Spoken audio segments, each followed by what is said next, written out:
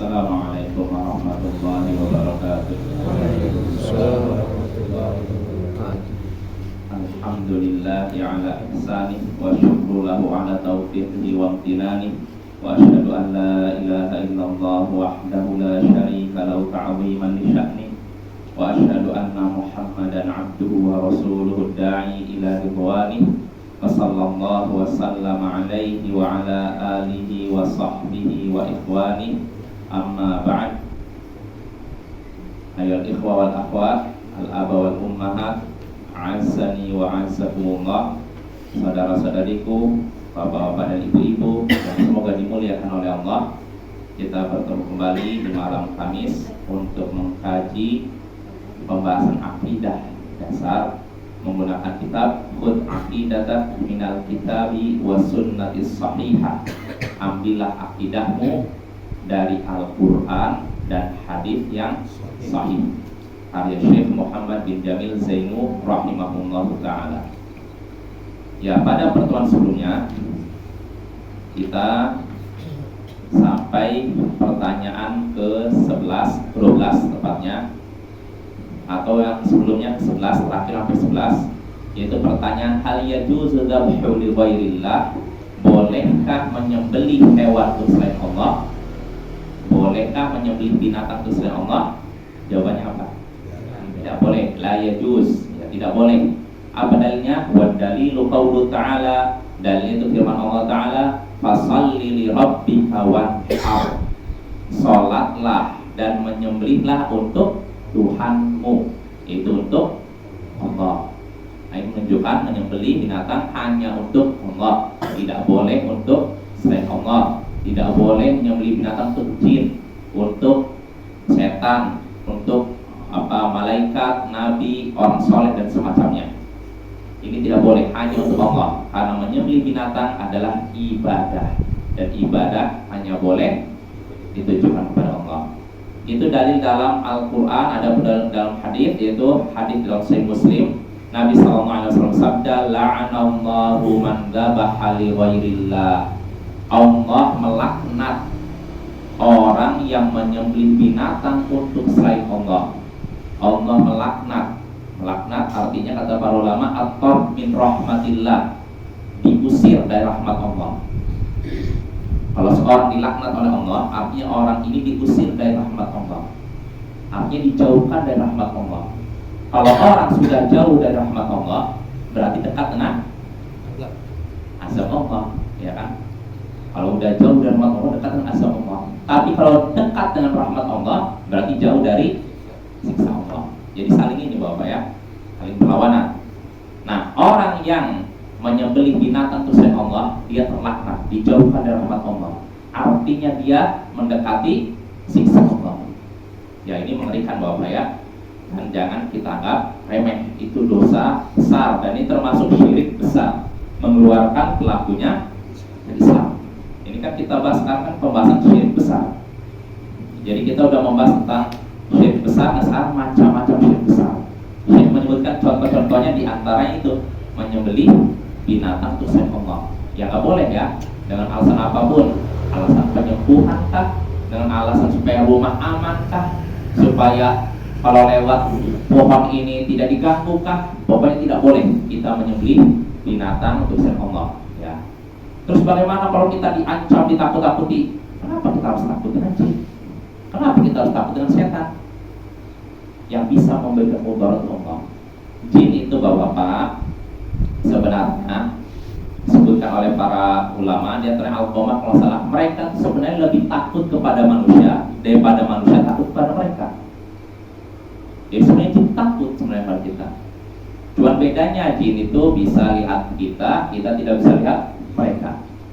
Nah itu saja. Tapi sebenarnya mereka hamba Allah sama seperti kita. Maka untuk apa kita ketakutan? Khawatir nanti diganggu, khawatir dicekik, khawatir nanti apa? Ya udahlah sebeli aja lah. Kan cuma sebeli sebentar, kucurkan darahnya selesai.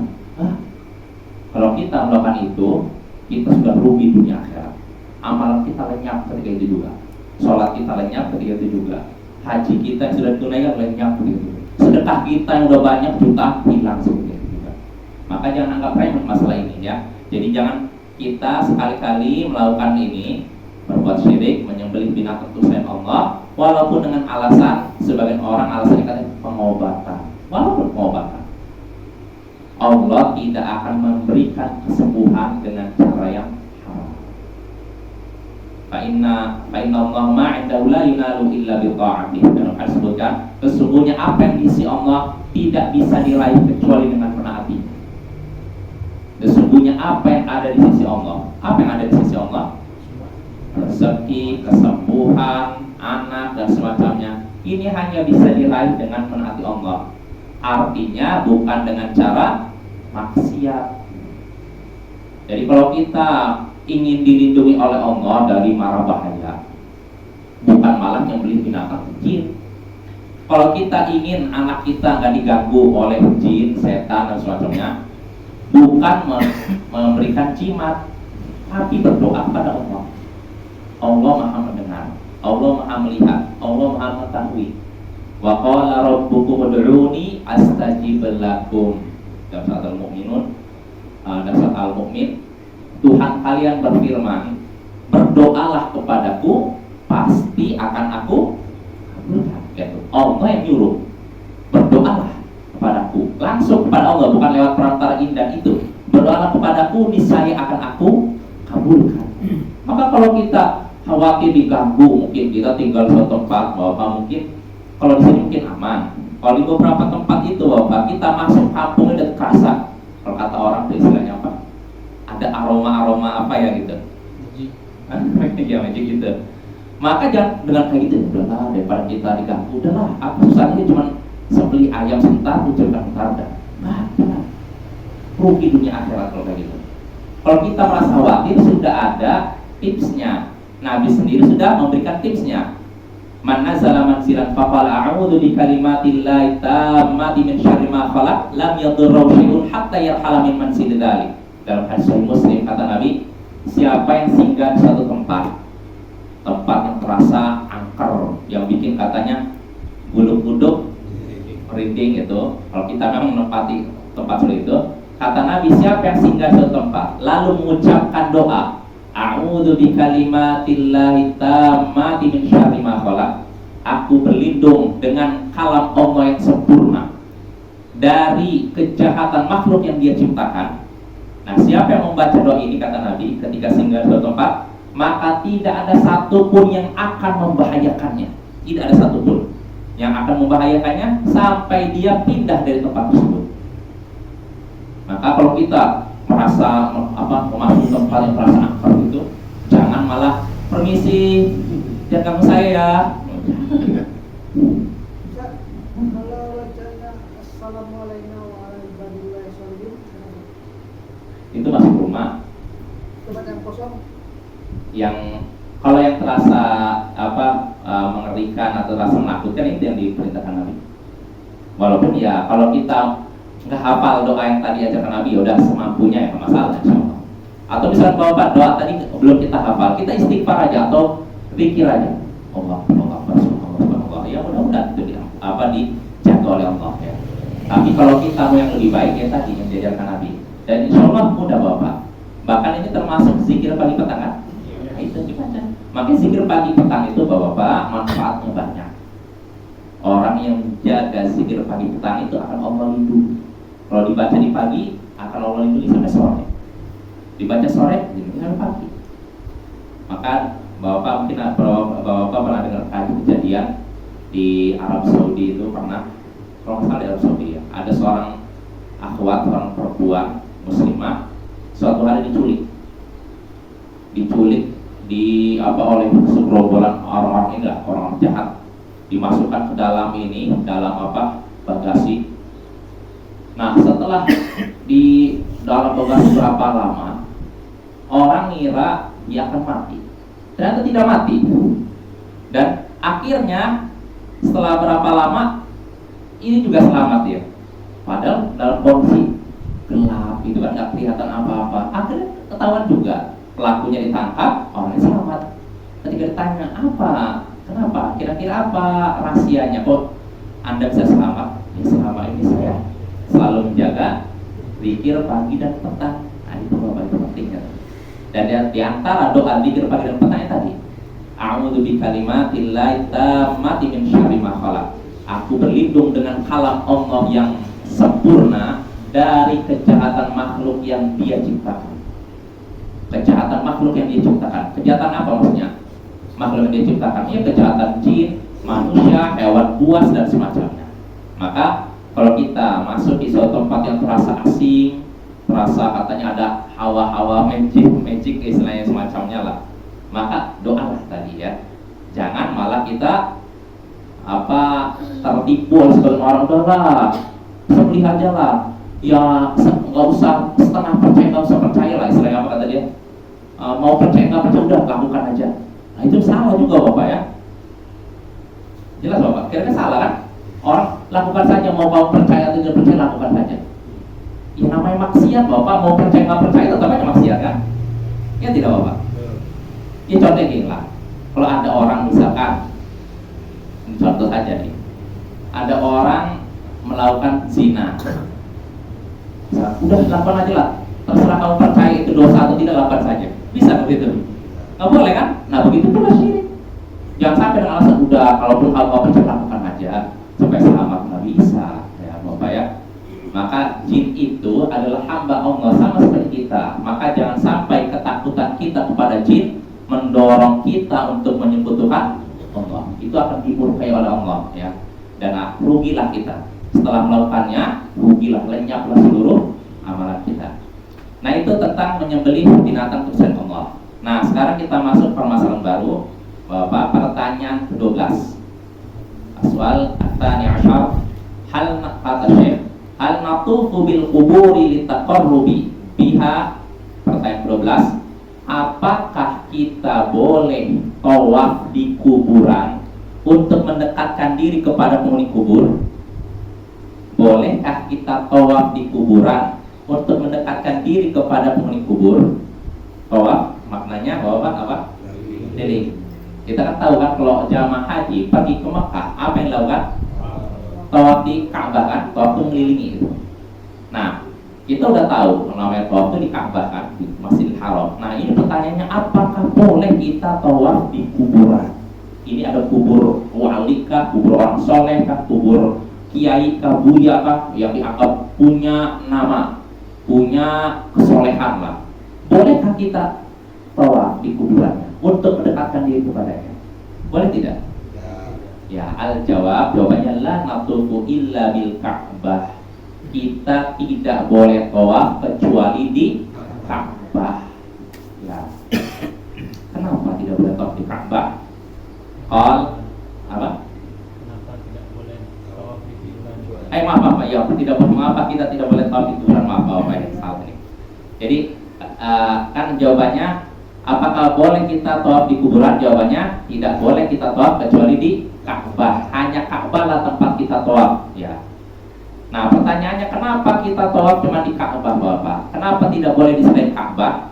Allah Ta'ala Syekh menyebutkan dalilnya, wal yatawafu bil baitil atiq ya, suratul Hajj. Dalam surat Al-Hajj, hendaknya mereka umat Islam, orang-orang yang jamaah haji, tawaf di rumah yang lama. Rumah yang lama maksudnya Ka'bah. Nah artinya tawaf itu di Ka'bah, tidak boleh di luar Ka'bah. Nah pertanyaannya, apa ada Ustaz orang yang tawaf di luar Ka'bah? Ada kira-kira? Ada ya. Orang-orang Syiah ini, bahwa mungkin ada yang sudah dengar atau yang belum dengar, mereka ini tawafnya di kuburan Ali bin Abi Thalib. Jadi Bapak di Kufah itu ada makam Ali bin Abi Thalib, lalu dibikin masjid, lalu orang ke situ itu untuk tawaf di makam. Ya. Kalau kita tahu kita tawaf itu di Ka'bah, tapi mereka di makamnya Ali bin Abi Thalib. Ali bin Abi Thalib siapa? Sahabat Nabi. Pertanyaannya, apakah Ali bin Abi Thalib mengizinkan seperti itu? Bapak. Jadi banyak kadang perbuatan umat sebagian ya, orang yang mengaku Islam melakukan sesuatu dengan alasan mengagungkan tokoh Islam. Contohnya Ali bin Abi Thalib, sahabat Nabi kan, sahabat yang mulia, orang yang sudah jamin masuk surga. Tapi sebagian orang mengagungkan dia secara berlebihan. Ya di antaranya kaum Syiah ini. Kaum Syiah mereka menjadikan makam Ali bin Abi Thalib dijadikan masjid. Ini aja sudah salah. Karena Nabi Sallallahu Alaihi Wasallam ketika menjelang meninggal di akhir hayatnya, kata-kata yang keluar dari mulut beliau, laknatullahi 'alal yahudi wan nasara ittakhadhu qubur anbiya'ihim masajid. Dalam Sahih Bukhari Muslim. Semoga laknat Allah tertimpa kepada kaum Yahudi dan Nasara. Mereka menjadikan kubur nabi mereka sebagai tempat ibadah, sebagai masjid tempat ibadah. Artinya kubur itu bukan tempat ibadah. Nah, tapi herannya larangan Nabi ini ternyata dipraktekkan orang. Mereka menjadikan kubur Ali bin Abi Thalib dijadikan masjid tempat ibadah. Jadi makamnya dibikin, makanya di dalam ini masjid itu ada makamnya, dibikin bangunannya benar-benar megah. Dan mereka datang ke situ seakan-akan seperti datang ke Masjidil Haram, datang masuk tawaf. Dan ini tentu saja perbuatannya boleh tidak? Dilarang, sangat dilarang, Bapak ya. Pertama, membuat masjid di atas kubur ini juga sudah terlarang. Terus kedua, tawaf pula. Makin numpuk kesalahannya, Bapak ya. Nah, apa sih sebenarnya tujuan mereka tawaf, Bapak? Orang-orang Syiah tawaf di kuburan Ali dalam rangka apa sebenarnya? Mendekatkan diri kepada Ali mereka. Mengaku Ali, mendekatkan diri kepada Ali. Dan itulah memang kenyataannya mereka. Mereka itu mendekatkan diri kepada Ali dan kepada Husain lebih artinya mereka lebih berusaha dekat kepada Husain dan Ali lebih besar daripada mereka berusaha dekat dengan Allah. Ya seperti ini lihat tuh. Mereka bawa di situ. Bahkan Bapak kalau misalkan haji, talbiyah mereka, kalau kita kan labbaik Allahumma labbaik, aku penuhi panggilanmu ya Allah, aku penuhi panggilanmu, seperti itu kan? Talbiyah kan labbaik Allahumma labbaik, labbaik la syarika lak labbaik. Itu talbiyahnya umat Islam secara umum gitu kan. Tapi kalau harusnya enggak, labbaik ya Husain, labbaik ya Husain, aku penuhi panggilanmu wahai Husain, aku penuhi panggilanmu wahai Husain. Artinya Husain itu lebih diagungkan dibandingkan Allah. Dan ketika mereka pun ada masalah, mereka panggilnya ya Husain, ya Ali, ya Husain. Maka Bapak ini perlu kita waspadai. Saya pernah lihat film Bapak, ini nggak sengaja saya lihat di mana ya? Oh di Montai Pes atau mana itu? Yang jelas di sini atau di Padang atau mana, nggak sengaja. Jadi Bapak di India itu kan macam-macam isinya kan, ya kan? Kan ada Muslim, ada Hindu, ada Kristen kan? Ya Buddha juga mungkin ada ya. Jadi lucunya saya lihat film itu, nggak sengaja gitu. Iya di kalau nggak salah di Montai Pes. Jadi filmnya itu mengisahkan tentang persahabatan 4 orang yang berbeda agama, kalau nggak salah gitu. Ada Muslimnya, ada Hindunya, ada Kristennya, ada Buddhanya. Tapi anehnya peran yang jadi Muslim di dalam itu, di dalam film itu, anehnya ketika dia bertengkar. Kalau yang Hindu jelas lah, kalau lagi ini bertengkar dia dalam keadaan mendesak, dia doa dengan mungkin dewanya kan, atau kalau Kristen mungkin dengan itunya kan. Tapi anehnya Muslim yang diperankan yang di dalam film itu, ketika dia berdoa dia terdesak begitu, kakinya dipotong dalam perang film itu dipotong, wah sakitan. Namun apa yang dia panggil? Bukan ya Allah, ya Ali, ya Ali. Saya pikir wah, jangan yang bikin orang. Iya, ternyata sih ada Bapak orang kelompok-kelompok aneh itu, mereka memasukkan pengaruh lewat film. Betul. Jadi kadang orang untuk bikin murtad umat Islam atau ingin memasukkan unsur-unsur sesat kadang lewat film. Karena kita harus waspada.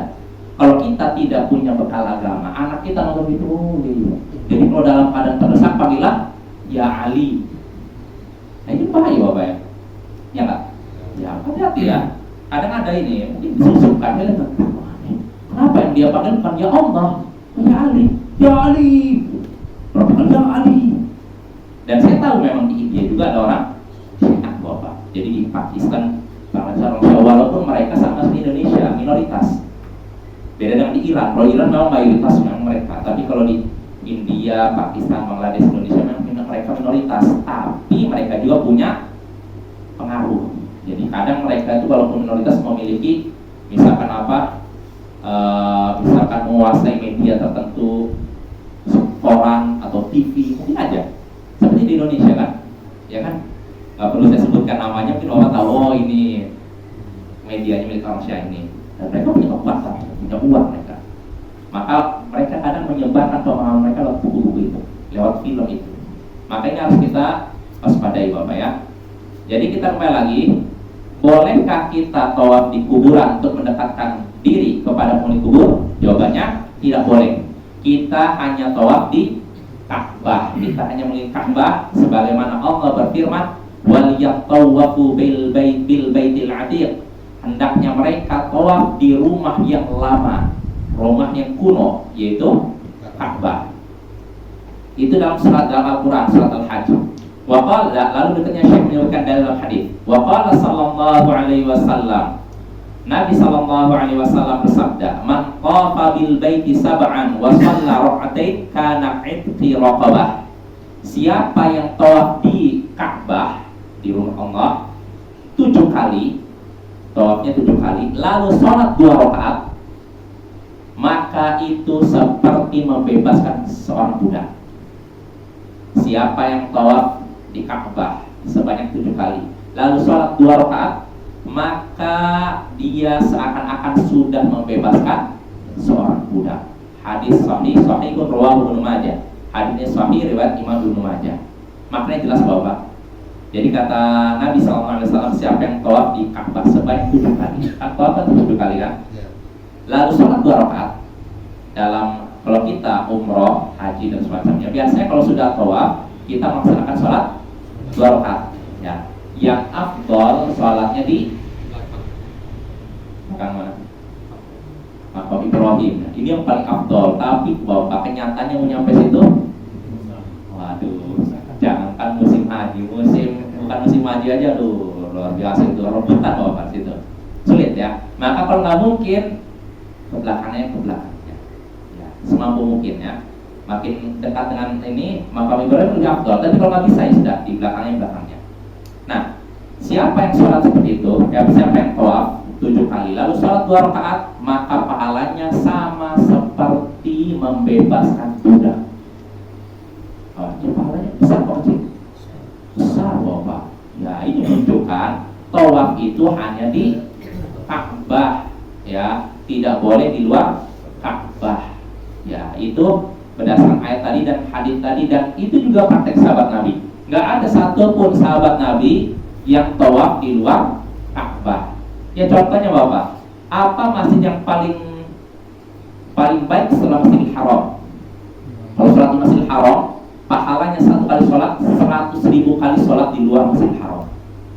Jadi Bapak, kalau kita sholat di sini nih, di sini, baru bisa menyamai 1 kali sholat di Masjidil Haram. Kalau kita sholat 100.000 kali. Itu udah berapa kali sholat sini? Baru berapa kali itu kan? Kalau udah 100.000 kali baru menyamai sholat Masjidil Haram. Artinya pahalanya besar kan? Baik kan?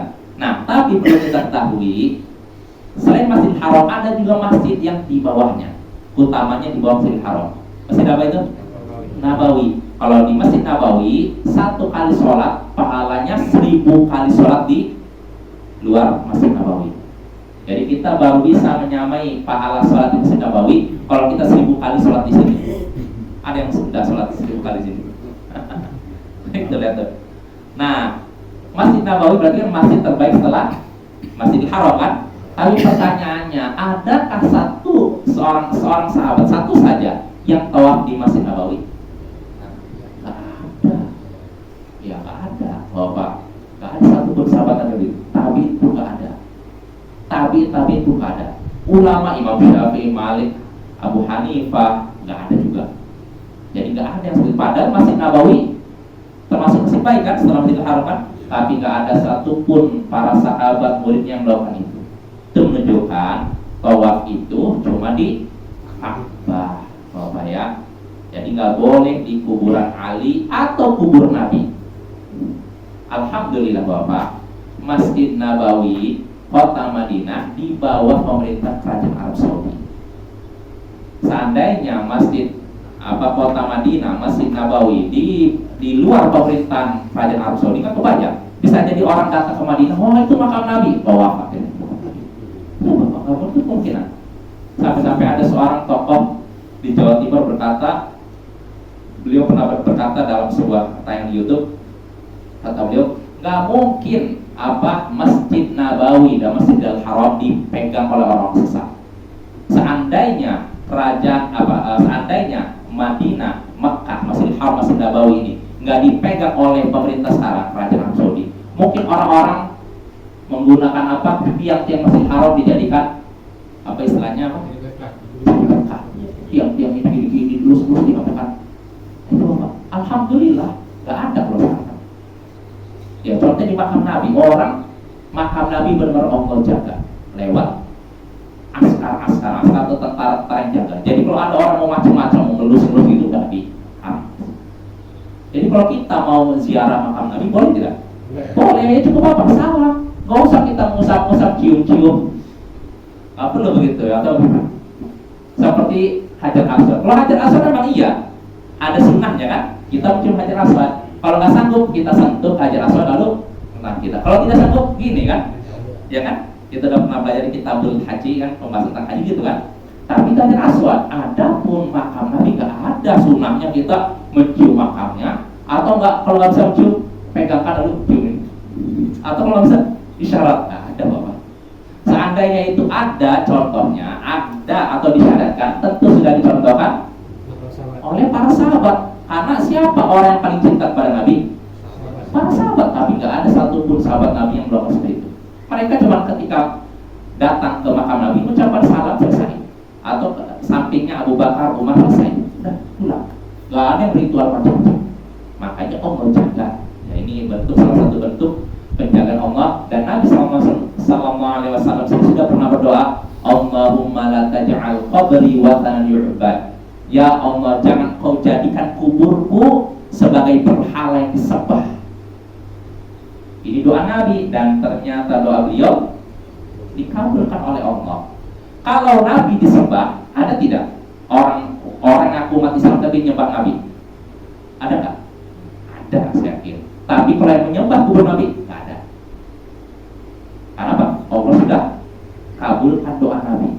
Ya Allah, jangan kau jadikan kuburku sebagai berhala yang disembah oleh Allah. Allah jaga, dan ternyata Allah jaga. Ya.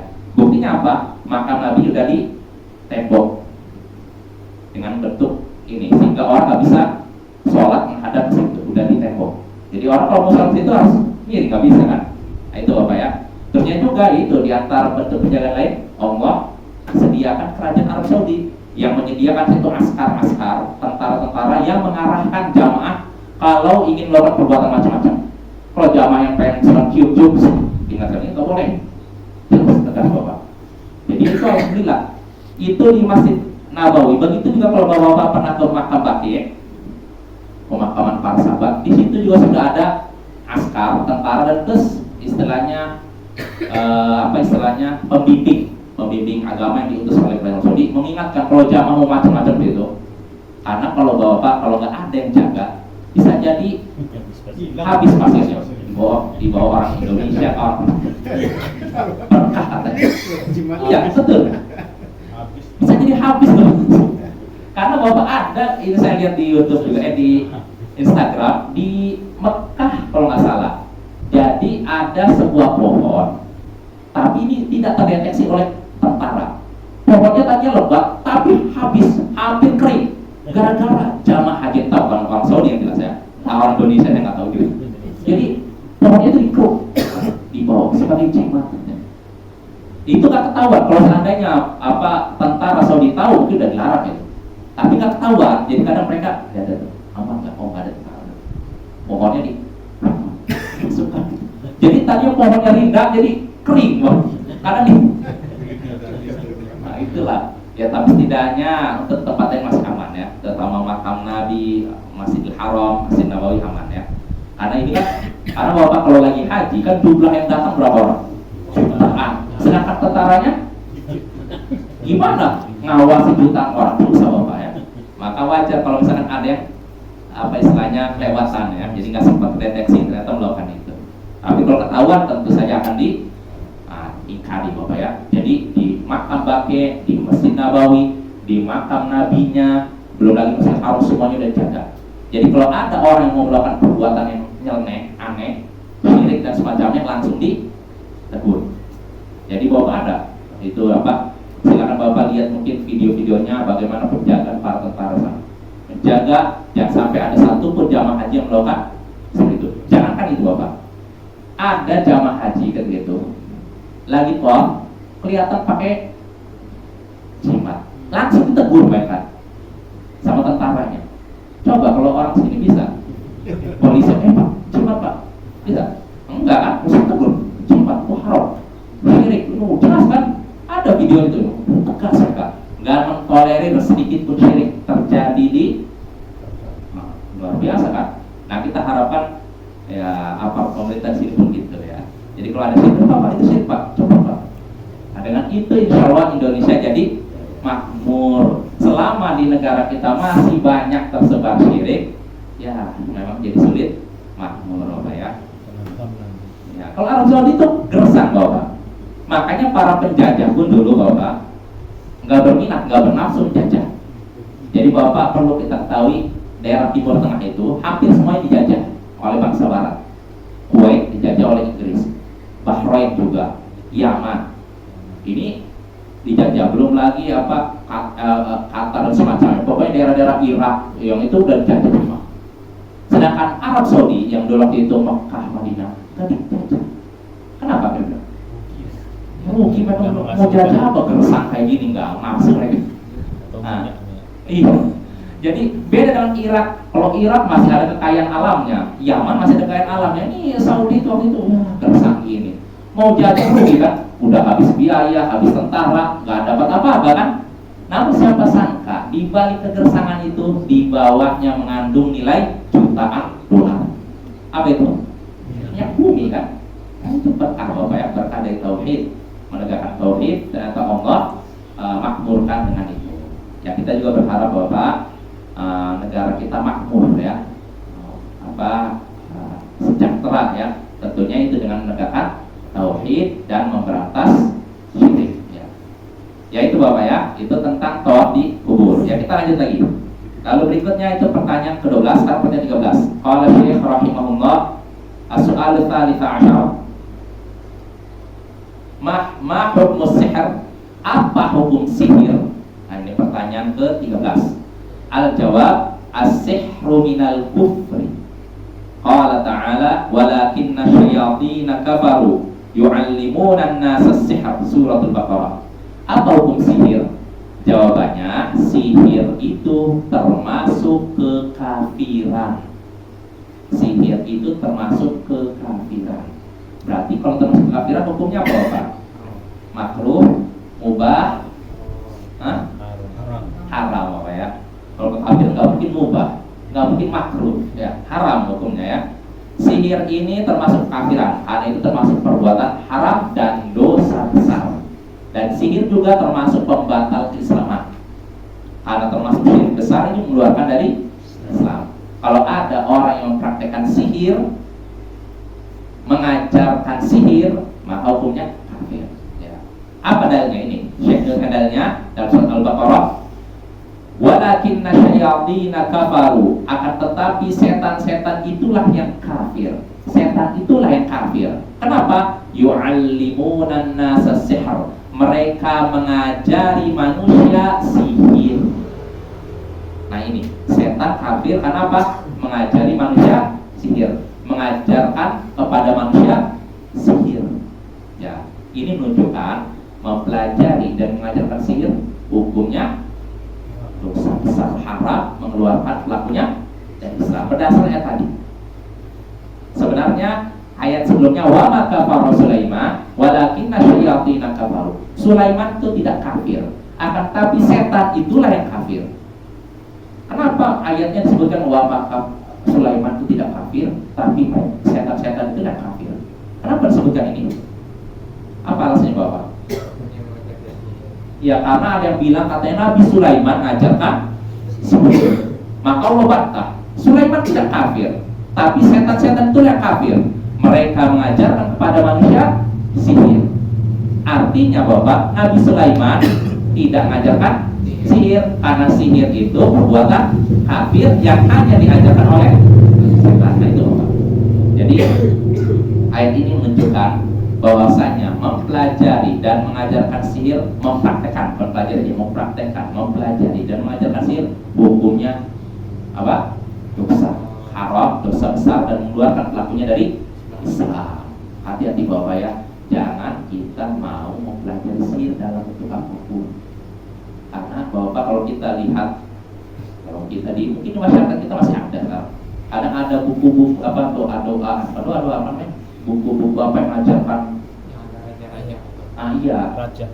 Nah itu hati-hati itu Bapak ya, jangan kita iseng melihat. Iseng pun kita cuma iseng pun dosa. Apalagi kalau kita baca terus dipelajari, dipraktekkan, lebih besar lagi dosa. Hati-hati Bapak, jangan ya, karena ada buku-buku model gitu. Katanya kalau mau lihat tuyul, ini aja lah, buka pakaian, gak usah pakai pakaian sekali jam 12 malam. Nanti bisa lihat tuyul. Ada buku kayak gitu. Saya pernah lihat tuh masih SD itu. Jadi ada buku-buku model gitu. Yang kadang penerbitnya nggak jelas di mana gitu. Ini saya yakin di zaman dulu, ini kan 20 tahun lalu. Insya Allah zaman sekarang bisa jadi ada atau nggak ada. Mudah-mudahan nggak ada. Nggak ada lagi. Mudah-mudahan nggak ada lah. Tuyulnya pinter-pinter. Langsung terang-terang korupsi kan bingung. Iya. Kalah tuyul. Aduh, bahaya juga ya. Ya itu Bapak ya, jadi kita waspadai. Nah itu dalil dari Al-Quran ya tentang haramnya sihir dan itu masuk kafiran. Adapun dalil dari hadis kata Syekh, wa qala sallallahu alaihi wasallam, Nabi sallallahu alaihi wasallam bersabda, ijtanibus sab'al mubiqat, asyirku billah was-sihru, rawahu Muslim. Nabi sallallahu alaihi wasallam bersabda, hati-hatilah kalian dari 7 perbuatan yang membinasakan. Kata Nabi, hati-hatilah kalian dari 7 perbuatan yang membinasakan. Kalau suatu perbuatan dikatakan membinasakan, berarti dosanya kecil apa besar? Besar. Kata Nabi, hati-hatilah kalian dari 7 perbuatan yang membinasakan. Apa itu? Nabi menyebutkan yang pertama asyirku billah, menyebut Tuhan Allah, syirik. Lalu kedua sihir, sihir. Di urutan berapa? Ini termasuk perbuatan yang membinasakan, dosanya besar. Hadis riwayat Muslim. Maka hati-hati Bapak ya, jangan sampai kita mau mempelajari sihir, mau diajari sihir. Jangan. Kalau ada orang mengajari sihir, kita tegaskan nggak boleh, itu haram. Kalau di Arab Saudi Bapak, ada yang ketahuan gitu bisa dipenggal. Jadi sana itu Bapak, alhamdulillah, di sana itu ada polisi syariah. Jadi beberapa kali dalam beberapa kasus diketahui beberapa penyihir tertangkap dan dihukum mati. Dan rata-rata bukan orang Arab Saudi, rata-rata dari Mesir kah, sebagian dari Indonesia kah, ya macam-macam ya. Jadi pernah ada kejadian orang Indonesia juga yang sangat sayangkan. Jadi ada seorang majikan sana, suatu hari dia curiga minumannya itu agak aneh warnanya. Oh kerupuk ini, dia bawa ke laboratorium, ternyata ada campuran darah haid. Apa dipanggil? Apa kamu? Ini kamu? Iya. Kenapa kamu segini? Nah, saya pengen melet dia katanya. Jadi dia dapat ini mungkin tips dari temannya, mungkin orang Indonesia juga. Kalau kamu majikan kamu ingin suka sama kamu, campurkan air minum dengan darah haid kamu. Nanti majikan kamu jadi suka sama kamu. Dipraktekkan akhirnya. Dia ini air minum dikasih sedikit darah haid dia. Namun majikannya sempat curiga kan, oh airnya nggak seperti biasa nih, warnanya kayak gini kan. Nah dia nggak langsung minum, dia periksa dulu ke laboratorium, ternyata ketahuan udah dicampur dengan darah haid. Dipanggil, kamu gini. Oh, saya dapat ini apa tips dari teman saya, katanya kalau mau sukain langsung dipecat. Nah itu Bapak, hati-hati ya. Jadi ada udah beberapa orang di Arab Saudi yang ketahuan ketahuan mempraktekkan sihir, maka dihukum mati, dipancung langsung di hadapan orang banyak sebagai pelajaran. Dan itu memang sudah ada tim khusus. Jadi kalau di Arab Saudi ada polisi biasanya yang ngatur keamanan untuk mengejar penjahat, dan ada polisi syariah. Polisi syariah inilah yang mengawasi model kayak gitu. Kalau ada tukang sihir, dukun, itu mereka akan ada intelnya bilang, ada sulit diketahui Bapak, ya nggak? Yang kayak itu sulit diketahui kan? Maka itu butuh tim khusus. Nah, akhirnya ketahuan. Dan ketika ketahuan enggak, bukti dan cukup, maka langsung dihadiri, diputuskan hukum pancung, disaksikan oleh korban. Nah itu Bapak ya. Jadi waspada. Jadi tukang sihir itu orang jahat. Mereka itu kadang gimana ya? Kadang nggak ada rasa kasihan. Pokoknya yang penting dapat uang, nyakit orang. Mau dia orang dewasa, orang anak kecil, kena juga. Dan Bapak perlu ketahui, media tukang sihir untuk menyihir kalau sekarang itu mudah. Kalau zaman dulu agak susah. Nabi ketika disihir oleh Labid al-Aqsam yang orang Yahudi lewat rambut kan. Nah kalau sekarang nggak perlu pakai rambut, pakai ini Pak, ada fotonya, gampang. Maka hati-hati, jangan pajang foto keluarga kita di medsos, itu rawan Bapak. Jadi ada kejadian di Arab Saudi juga ini, ketika polisi syariah ini menggerebek suatu rumah yang diduga tukang sihir, ternyata didapat di dalamnya banyak foto dalam keadaan mata-matanya dicolok pakai jarum. Ternyata itulah sarana untuk menyisir. Jadi mereka seperti itu. Kalau sekarang lebih mudah, mau dari internet, Facebook, atau mau ini gambarnya. Kalau zaman dulu nggak ada kan, maka mereka kalau mau nyihir harus cari dulu mana ya, siapa yang bisa dapatkan rambut ini, susah kan. Tapi kalau sekarang nggak usah pakai rambut, udah ada fotonya, gampang. Ini nih orangnya. Maka Bapak hati-hatilah dari tukang sihir. Ya mungkin itu cukup Bapak ya, karena waktunya udah habis. Insya Allah pada pertemuan berikutnya kita lanjut pembahasan soal ke-14. Ini pertanyaan penting juga. Apakah kita boleh mempercayai arwah, orang yang tahu, mengaku tahu barang hilang, wal kahin, dan orang yang tahu kejadian di masa depan? Nah, bolehkah kita mempercayai orang itu? Boleh tidak? Jawabannya akan kita bahas pada pertemuan berikutnya. Ya, subhanallah. Assalamualaikum warahmatullahi wabarakatuh.